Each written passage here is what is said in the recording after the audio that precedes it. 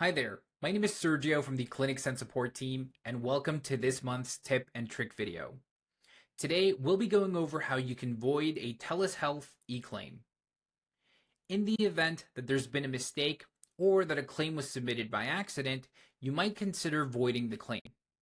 Please note that claims can only be voided on the same day that they were submitted, and the exact cutoff time will depend on the insurer. Should you no longer be able to void the claim, you will see a message and will need to reach out to the insurer directly. And don't worry, there's no need to void eligibility checks or rejected claims. Anyways, to get started, you'll first want to open up the appointment in question. Then we'll head over to the Invoice tab on the left-hand side. Here, we can scroll down to the bottom to the payment history, and we'll see the payment labeled as TELUS eClaim. Next, we'll click on the View EOB button to view the explanation of benefits.